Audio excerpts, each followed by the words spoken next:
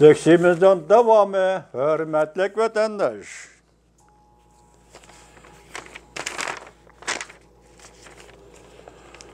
Bugünkü ıslah işkemen 20. yıl 12. ayının 4. günü leksiyanın devamı. Hazırdan qaraganda Amerika Cungo Sodi kelişimi Cungo bu kelişimge lükçeklik kılıdı. İcra kılmaydı. Bu Sodi uruşı da Amerika yeniladı digenliktir.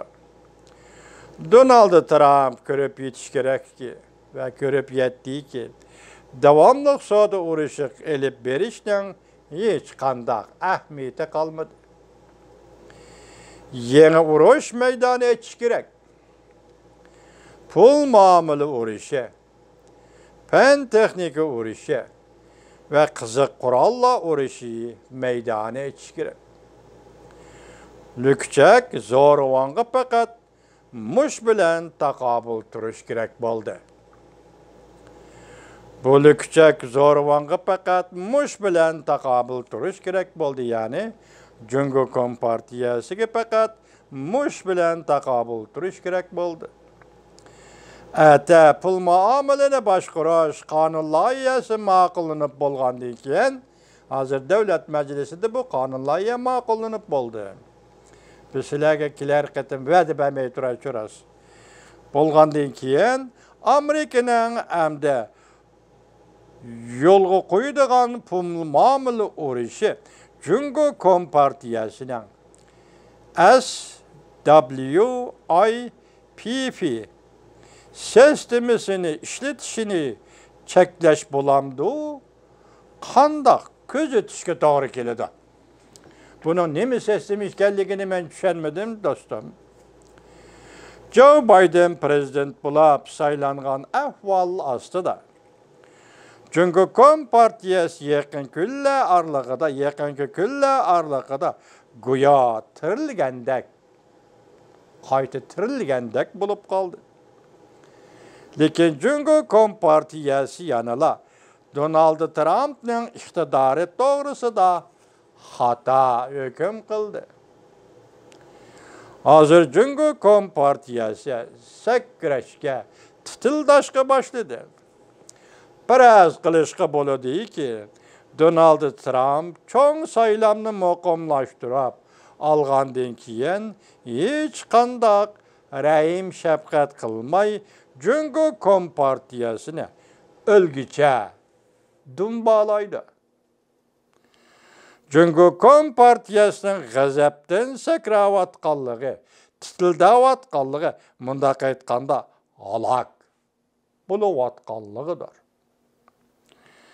Albatta bir nokta var ki, tayvanlik do'stlarning oldiga qo'ymasak bo'lmaydi. Donald Trump cho'ng saylamni muqimlashtirib olgandan keyin Cungo Kompartiyasi g'oljir itdek tamg'i sakraydi. Tayvanga qo'l soladi.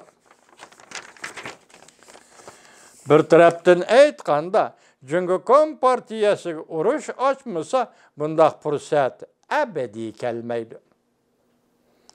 Yana bir tarafdan Cungo Kompartiyasi shuni to'liq biladi-ki, prezident Trump yana qayta saylanadigan bo'lsa, Cungo Kompartiyasi muqarrar halok bo'ladi.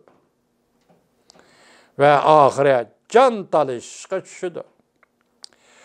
Cungo Kompartiyasi tarafdan qaraganda sen belki his qilib bo'lding'i deyman.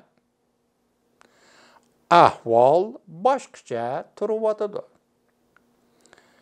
Bir ay ichida Cungo Kompartiyasining katta beshi Xi Jinping harbiy ishlarga oid 3 qatam yig'in chaqirdi. Urush qilishga tayyorlik qilishni ta'kidladi.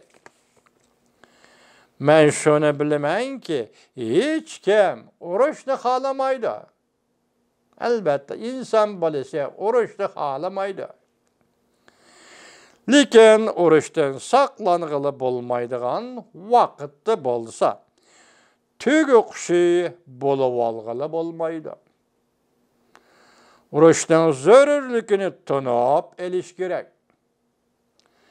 İnsaniyetinin kelgisi üçün dünya çünkü kompartiyesi ibaret bu alvastını yer şariden yok kılışı lazım. Bu Hudanın körsetmesi ve Hudanın iradesidir. Deksimiz tügüde vatandaşlar. Bugün muhakeme kılmaylı. Sel çarçıdım geçirenler vatandaş.